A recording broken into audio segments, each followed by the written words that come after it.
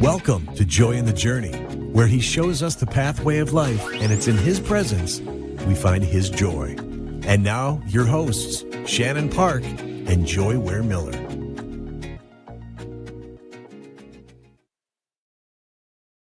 Hello, hello, Joy. How are you?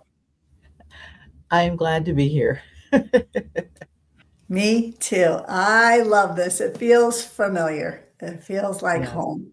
I feel like, you go on a trip and you go away and you come back and like you're back to your old familiar surroundings. Maybe you've gone on vacation or you've been sick and it feels like, it feels good to be with my people, doesn't it? Yes. It does. You It know, really does. good to go away, but sometimes it's just like, there's no place like home. There's no place like home. I recently had a Click, trip. Yeah, click, click click. your heels. Yeah, we recently had a trip out to Las Vegas, had never been for a convention for Eric's work. And boy, I couldn't wait to get home. I mean, it was beautiful. It was interesting. Lots of fun things, the Grand Canyon and Cirque du Soleil and Blue Man and all that. But I'll tell you what, there was no place like home. It just felt good to be home in the familiar surroundings in my own bed. It's kind of like that here with you, Joy. It's just good to be with our friends again this week. Yeah, We, it is. I know you've Well, been running at both ends, so it's good to just kind of park. literally, right? But Literally. I think it reminds me of even, with the Lord, how, I have felt, and I know many have felt so busy, so distracted, so many things going on. And when you come home and spend time with the Lord, there's Mm, just such a sweetness. pause. Mhm. That's good. Yeah, it's good to be home. So, well, hey, Joy, we're going to talk today about a really familiar passage in the Bible. A lot of people know the story of the Good Samaritan. But I want to pose the question today, Joy. Are we on the sidelines of Christianity? Because I know in America, most raise their hand and say, yes, I'm a Christian. But are you a Christ follower? And what does that cost us as a Christ follower? A lot of people want to do things, but they don't count the cost. Have you ever built something, Joy? And you're like, "Whew," once you get into it, it's a lot. Even our podcast, Joy, we were so excited about starting it and doing it. And then when you get in it, you're like, wow, this takes some commitment. This takes some doing. This takes getting up really early in the morning and putting on makeup in your hair, losing some sleep, preparing. Yeah, when we could be doing some other things. So you got to count the cost. And I think I see a lot of sideline Christianity, and I'm guilty. I'll get on the side and say, yeah, I'm a Christian, but somebody else will take care of it. Somebody else will take care of it. We got to be so careful, Joy. I know in our lives. And I think a good representation is Jesus was always willing to be interrupted. He was always willing to be interrupted. And so are we willing to be interrupted to do the Lord's work, to help the less fortunate, the unlovely? And we're going to talk about that today. Can you know a time, Joy, where you saw it, experienced it, or you're like, I'm just too busy. Like, sorry, good luck, but I got to go.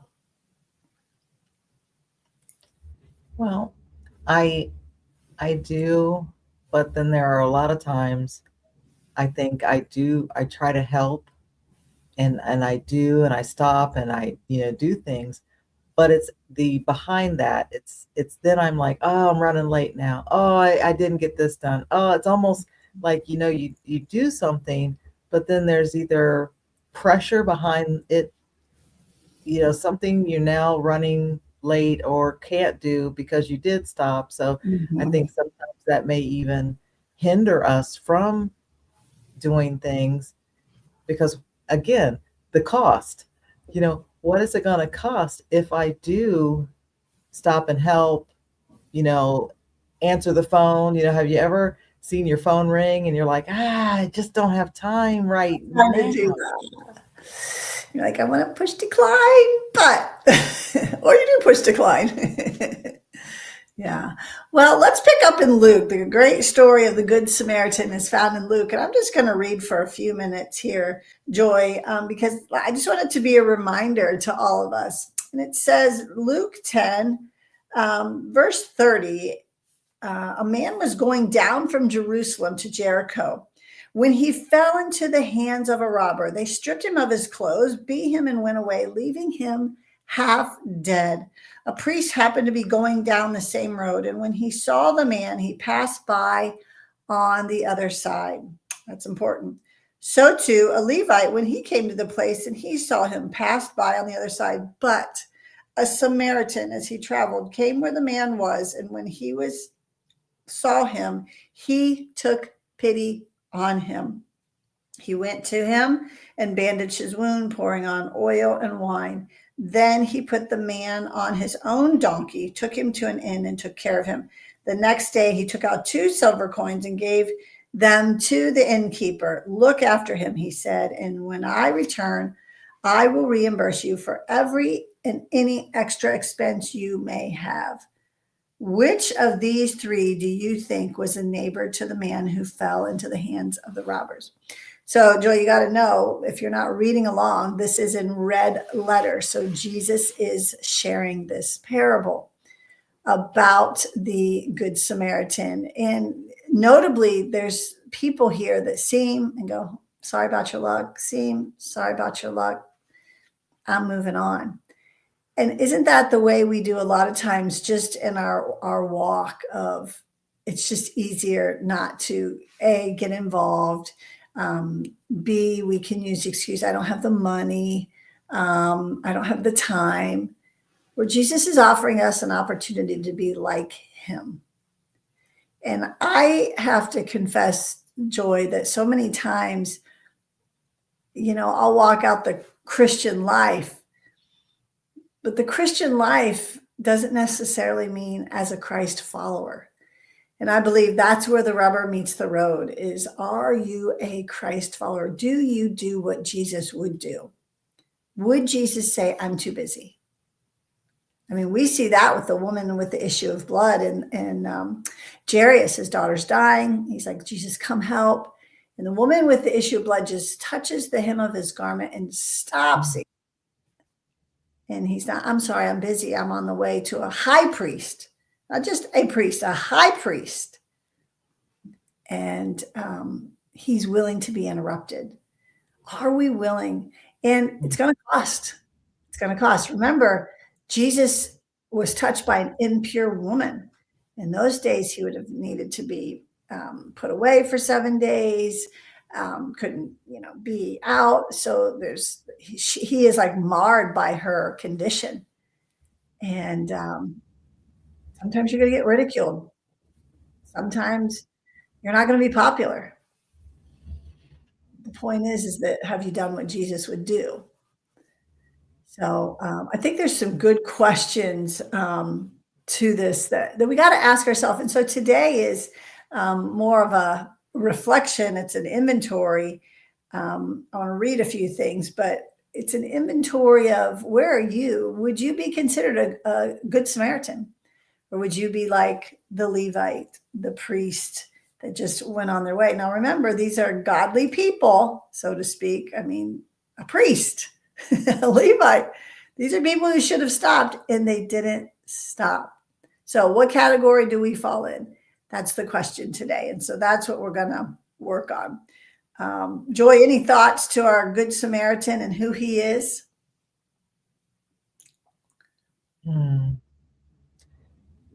Well, I just know he's thinking about others more than himself. Yeah. So he's being vulnerable, actually. Yeah.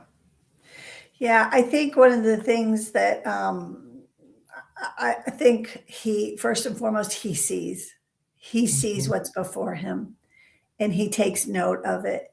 He stops. So how many times do we see something? And we're like, oh, that's too bad, but we don't stop. And then thirdly, he touches, he treats, he transports, he pays, and then he commits to long-term care. He doesn't just throw a dollar at it and say, there you go. I know we have seen homeless people along the road, or when we were in Hawaii, homelessness is just everywhere because of the warm state. And there's nothing, the law enforcement leave them. They literally sit everywhere. And, we would give people some things, but it's kind of like throwing a token. What do we do beyond giving them a bottle of water or some food? Is there any follow-up? Is there any, and I know that's hard in a homeless situation maybe, but would we just pass by? Do we see him? That's too bad. Do we drop a dollar in the can? Okay. Do you stop and talk? Do you say, how did you get this way? What do you need other than water and food? How can I pray? Many times you'll see people on the streets talking to themselves, hearing voices. That's not God. That's of a different realm where you can watch their personalities coming in and out. They might be tormented. I've seen personally myself, a homeless man almost switching back and forth. He's talking to one, he'll come back to the other. That's where the demonic realm is tormenting him. So have we stopped to really see those around us? And not just the man on the street, or the woman on the street, but our family, our friends. And do you think, like the Good Samaritan, he was kind of prepared? Sometimes I think we may be like, well, I don't know what to do. I don't have anything to give. I don't know, what to say or anything. And it makes you so uncomfortable that you don't do anything. And the Good Samaritan, it seems like he was prepared. He wasn't afraid. He could take care of the immediate, and he was able to take care of the long term.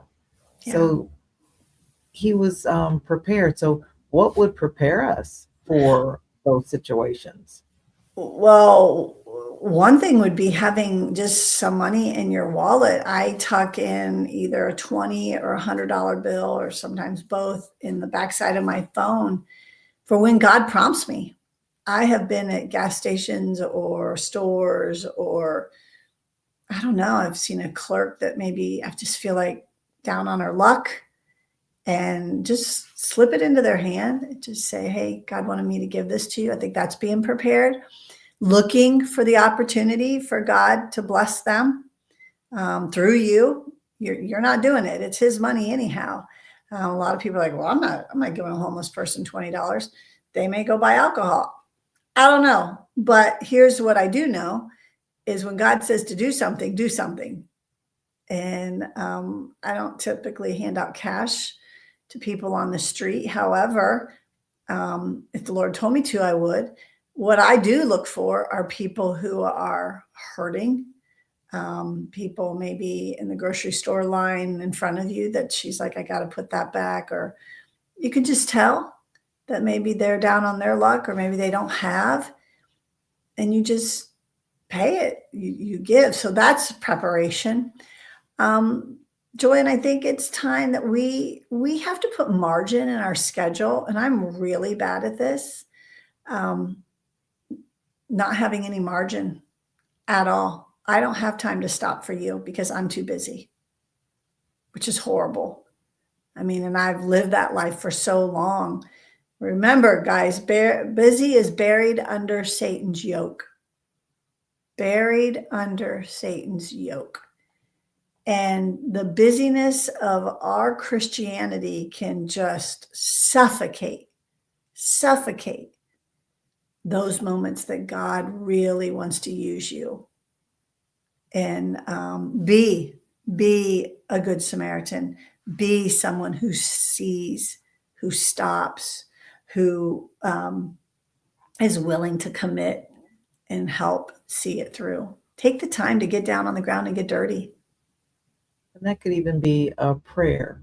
If you stop, there was someone I passed, saw them in the grocery store, and I wasn't there at the time I normally was. Had to grab something before going into work, so normally not there.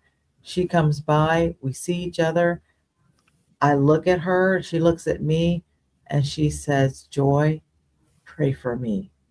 Mm, And and so we hugged, and right there in the grocery store, I hugged her and I was praying in her ear. It wasn't mm, like, "Yep, I'll be praying for you," and then pass her on by. We stopped. Charles was even with me, and he's down the way. He looked back and he's like, what are you doing? "Where'd you Hey. go?" Because I stopped to pray with her. And Mm, then she texted me later and she's like, "Thank you."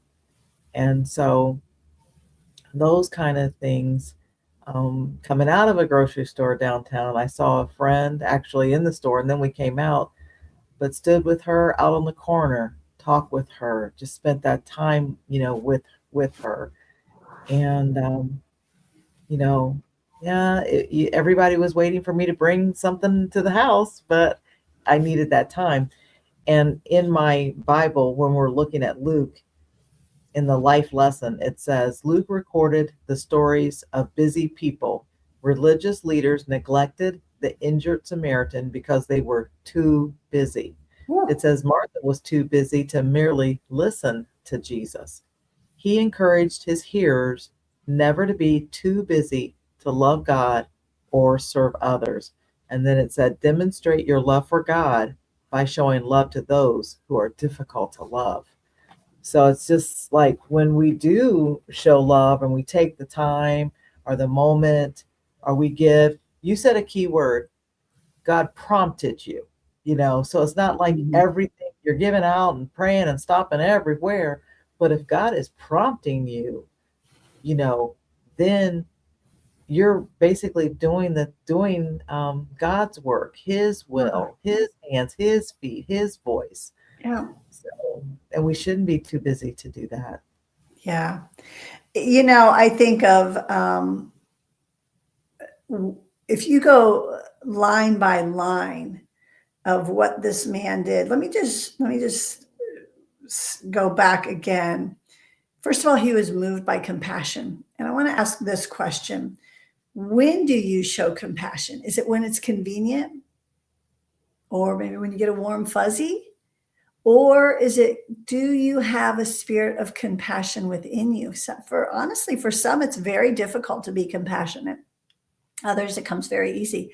Are you compassionate? That's one good thing to think about. He was moved with tender compassion. I'm going to be reading a little bit out of the Passion Translation as we ask these questions. He stooped down. He got low, Joy. This Good Samaritan got low. He humbled himself.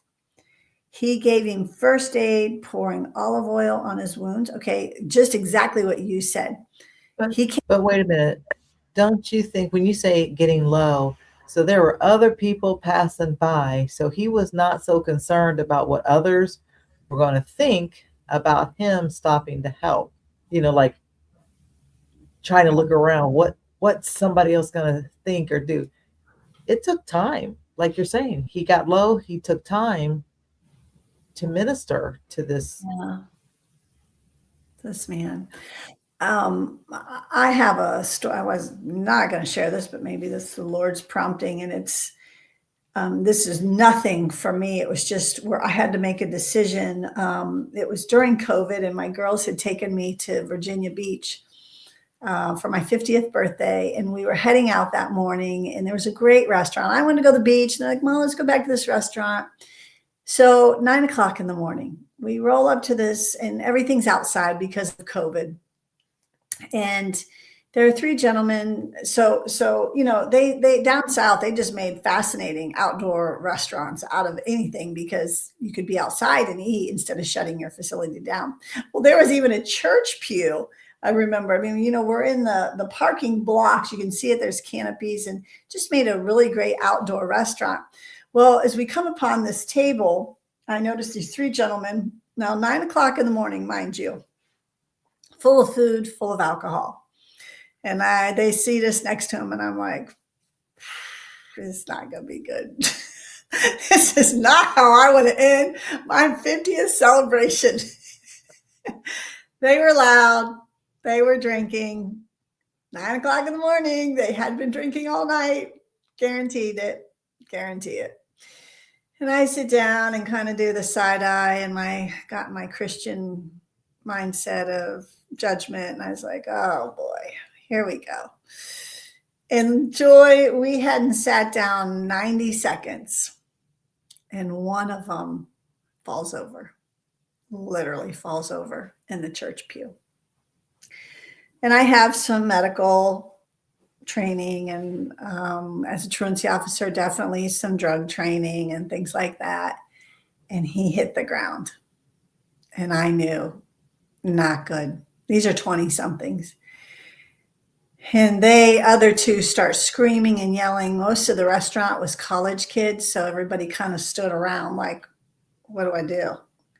And it was in that moment, Joy, that I thought, I do not want to do this. I do not, because this is a bad scene. I believe with all my heart, Joy, that young man was dying. He turned 50 shades of gray in front of me. And the gentleman was screaming and yelling at me, one of his friends, and this will get you. And I said, sir, I just knew I had to command the situation. I said, sir, one thing I said and really angered him, I said, does anybody have Narcan? Because I figured he was probably overdosing. Just from the night, I could tell. I had listened a little bit to them, and he used some expletives, used some choice words at me because I said, is there any Narcan? And was not happy. And I just remember looking at him. I said, sir, do you want me to help you or not? Do you want me to help your friend or not? And yes. And you got to remember the chaos. Now this is chaos. We flipped the table. I mean, there's wine glasses, there's beer bottles, there's food. I mean, just get him so I could get him to the ground, because he was slumped between kind of the pew and the parking, the yellow parking block there, because it was out on the asphalt. So I could get him down and just assess him. And like I said, 50 shades of just gray. He was gone. And I was getting ready to administer CPR. But I was feeling for a pulse in his neck, his hand, and something just told me to hit his chest. Like, you can start a heart that has stopped. And I'll never, ever forget. And I said, what is his name? What is his name? It's probably going to make me cry. He said his name is Scott. Mm. And I remember looking up at heaven and going, and Scott's still living at this time. And I thought, you're not doing this, God. You are not doing this right here and now. And sure enough, I just hit his chest one time and started rubbing it. And I said, Scott. And I did it again. And I said, Scott. And I just, one more time. And I said, Scott, before I was going to start the CPR. And he kind of flew forward. His eyes came forward. His color came back. And he came to. And, heavily under the influence of whatever. But I say that because it was a moment that I did not want to do. And I knew, and I'm not judging, but the caliber of people, I was like, man, I'm going in deep here. If he throws up, I mean, there's a whole scene of CPR and all that stuff that you don't, just body fluids, all things. And it was interesting. I felt this heavy presence beside me, and it was a military guy, big guy beside me. I'd yelled, called 911, and I could hear the sirens in the background, but I'll never forget that day, Joy. And I know the Lord used it to not just save a man's life, but I got to talk to them afterwards, and the paramedics came, the firemen, and they worked on him, but he refused treatment. He refused to go with them. And I knew, and I told the fireman what I had experienced, and he was 27. 27-year-old men just don't drop over like that. I Right. mean, unless, I asked, did they have a condition? They did not want to admit what was truly going on. I know that. And just, I went out to the parking lot and the fireman said he's refusing. And I went out and I begged him. I said, sir, you've got to go get help. 27-year-old men just don't fall over like that. And I said, maybe you have something going on. He's like, no, we're good. We're good. We're good. They had told me they had been up all night watching MMA fighting, and the story was unfolding. And I knew what was kind of had played out that morning. And I said, I just want you to know something. You were spared today. And I said, some people aren't.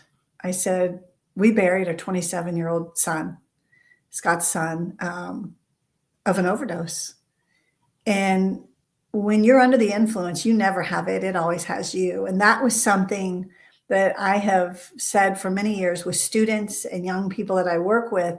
They're like, well, I just want to try it. I remember a kid wanted to try bath salts, and he was in the ER for all weekend because he was hallucinating. I said, you never have it. It has you at all times. And I said, sir, please go. Please, the Lord has spared you today. Please get your life right, because this may not be so good next time. And so I say that, Joy, to say you may be the only Jesus that someone will ever see. And Good Samaritan, whatever, but God orchestrates our lives, I believe wholeheartedly, for them to be intercepted by him. We are his ambassadors. Are you so busy that you miss it because you got to get to PTA? You got to get to your podcast? You got to get dinner on the table? I don't know. I don't know what we're so busy for. And I'm speaking to me, Joy. I'm not pointing any fingers. I'm pointing all 10 back at me. What are you so busy for that you miss so many opportunities where the Lord really wants to use you? And I'll tell you, I got to tell one more story. And then I just got to say, this was not planned at all. So this is why it's the Holy Spirit. Joy's probably going like, this was not on the note, Shannon. No, all good. Okay, thoughts, Joy, so far? I know I've talked. No, the one word you said, intercepted. That, God will use our lives and intercept, someone else, maybe where there's an influence that the enemy is trying to steer them in a direction. It could be a hug, a word, some help of whatever. Sometimes I know, you may say something and people are like, if nobody talks to me, I'm, giving up. And then you stop and say, hello, are you okay? Yes. Just that's an interception, just what you're saying. So many have done that. What's the story? Well, the other story is, it was Bailey and I came after a bridal shower and went to a Japanese steakhouse. She was, had a newborn. Dixie was brand new. It was like 2, 3 o'clock in the afternoon on a Saturday. So there was really, how that dead hour in a restaurant, hardly anyone in there. And I noticed, I'm always aware of my surroundings. That's just my training. But I noticed a young woman in the back. We were seated kind of near her, but she was facing the wall by herself. We just sat down again, had ordered some food, chatting, and I heard someone coughing. And I heard a disturbed cough. And the next thing I heard was the waitress saying, oh my gosh, she's choking, she's choking. And I thought, oh my gosh, here we go again, a couple of years later. And no one's around. Again, young people in the restaurant, maybe not trained, I don't know. And I just yelled, call 911. And I ran over to her, and she clearly had, it was steak later, I found out, lodged in her throat. And as she's kind of spewing saliva and choking, if you've ever watched someone choke, it's pitiful. It's very hard. So I got behind her, started the Heimlich, and I could not get it. I could not. And I'm in my mind, the seconds seem like minutes, and it's ticking by. And I'm like, come on, because I know the time is so important. And I worked, I don't know, Joy, maybe 60, 90 seconds. I don't know, but it felt like a lifetime to me. And she was pretty endowed on the top. So I'm trying to get my fist up underneath her chest cavity to get this to Heimlich to come out, or to the movement to get the meat to come out. And I remember just leaning down beside her in her ear. And I said, Lord Jesus, help me. And I just popped and it went, and it's pretty bad. And I know. And I just remember there are so many emotions. I can't even, just as I come back, it fills me full. And I said, she's good, she's good. And the waitress said, they're still coming. I said, good. I wanted to hear sirens. I wanted to hear them, they want to check her out. And I just remember hearing the Lord say, sit with her. And Mm. I pulled up a chair next to her and I sat down, Joy, and I said, she's thanking me. And there's just vomit and food and everything. Pretty sad scene. And if you know me, I don't do body fluids very well.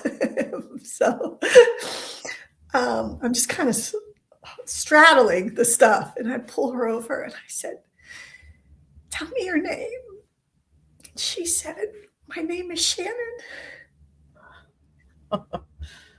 Oh, And I looked up to heaven again. I said, like, you can't make this up, God. You cannot. And Joy, you have to remember, I was at a time in my life that I was ready to give up on ministry. I couldn't do it anymore. Scott was sick. We were several years into the cancer journey. I was tired. I couldn't keep the pace. We've talked about just can't keep the pace. And if Satan can't get you in sin, he'll get you in distraction. If he can't get you in distraction, he'll get you in just simply wearing you out. You become war weary that you buckle. And I'll never forget that day, Joy, 3:00 in the afternoon on a Saturday afternoon. And God said, Shannon, I need you to help save people, bring people to me.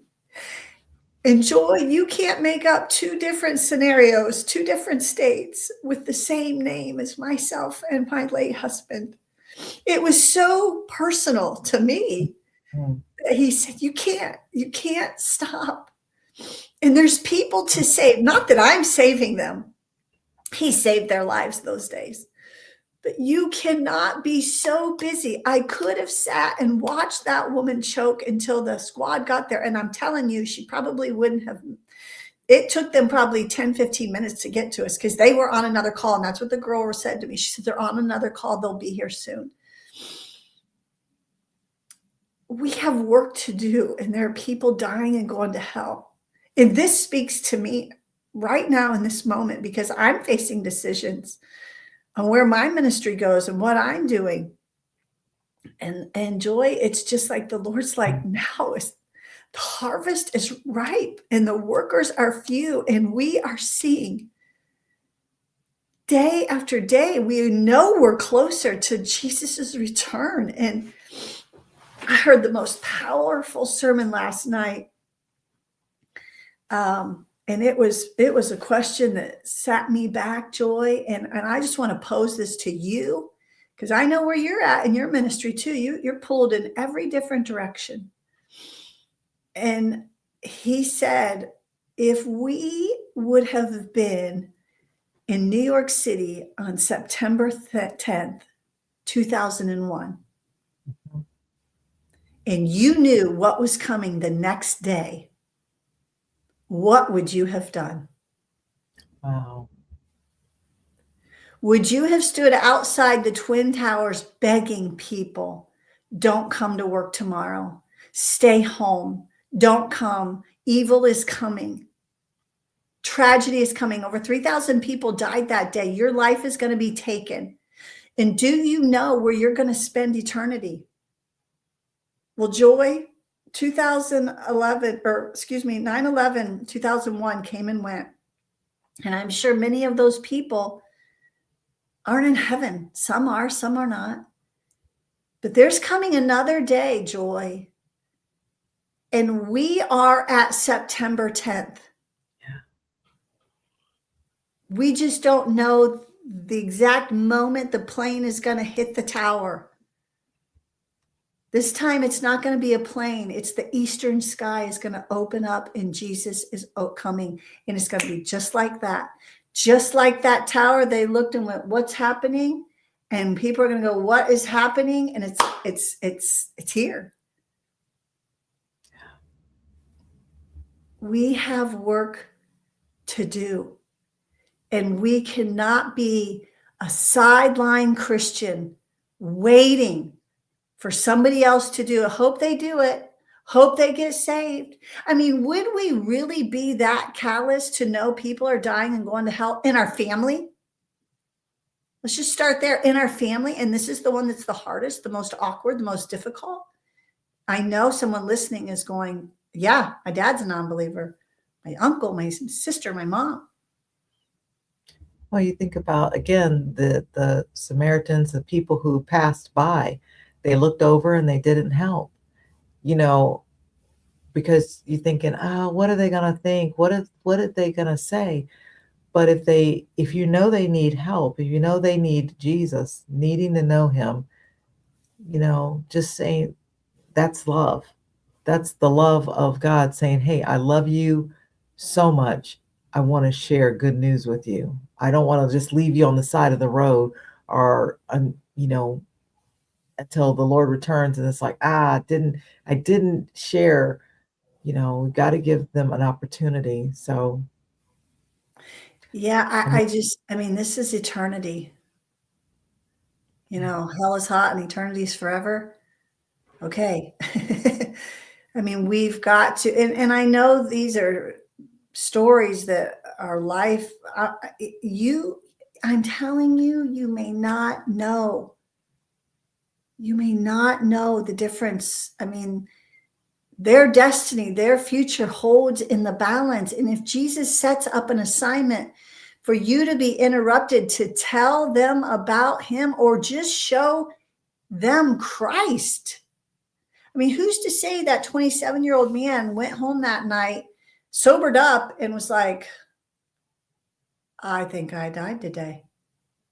I was on my way somewhere. Where would I spend eternity? And I said that to him. And I said, please don't discount what has happened here today, that you have been spared alive. And I said it to his friends, the three of them. We sat out in the parking lot after they denied the firefighter. And I just kind of pulled them aside. They were walking to their cars. Firemen were still in their trucks. They were loading up their stuff. The stuff outside on the parking lot they were cleaning up dishes and glasses. And my girls, I bless their hearts. I remember just sitting down at the table and they looked at me and I looked at them and I went, oh my goodness. My daughters just witnessed this. Yeah. And they said, Mom, are you okay? And I went, I don't know. And, our food, we weren't eating. Yeah. I mean, I pushed it away and they were like, we'll pay for your breakfast and we'll give you, I'm like, the workers, I'm like, no, I just, and enjoy, you know what I want to say in my selfishness, because I love the beach. I wanted to go to the beach one last time.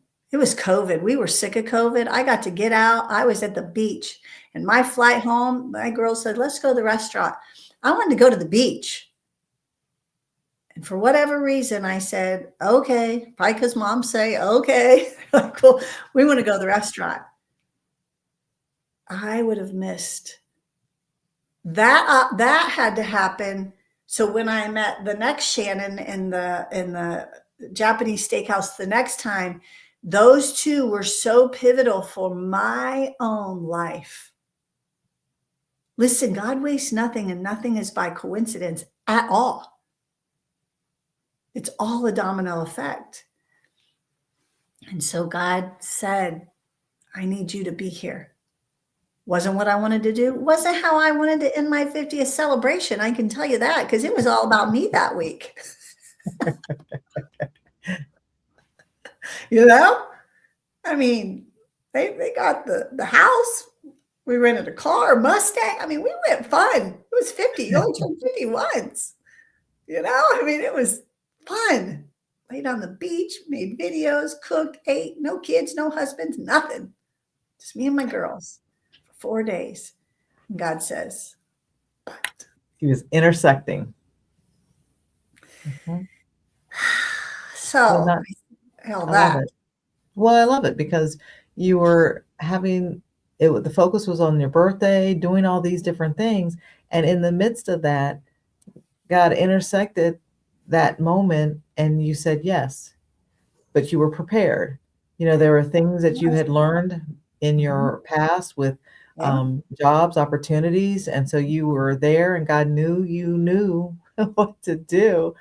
And so he's whispering, maybe he's whispering to our friends this morning or this evening or afternoon, whenever you're seeing this, that he's going to use you to intersect, to be there, to make a phone call, to pray, to say something, to step out, take a bold step and be courageous to do those things that only you can do. Yeah. So, yeah, I Yeah. want those folks who are listening to be encouraged that God is on the throne and time is of the essence. So would you be willing to stop, and just intervene however God shows you? Listen, don't pass up Walmart, the gas station, Dollar Tree, your kids, your husband. Don't miss. Keep your eyes open. Be an investigator. Look, watch. Open up your mouth in the morning and say, Lord, what's my assignment today? Because I'm ready. Because it's yes and amen. Yes, Lord, use me. We sing that, Joy. Oh, do we sing that? But when the time comes, well, somebody else will get that. Don't be. We are called to be the hands and feet of Jesus. No time does he ever turn his back. No time. Matter of fact, he opens his arms up and says, let me save you. Good stuff. Amen. God is good. Well, Joy, let's do this again real soon. We love all of our friends for joining us. See you soon.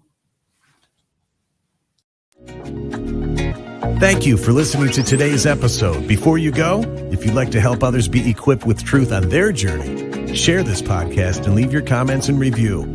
You can't be pitiful and powerful at the same time, so be powerful.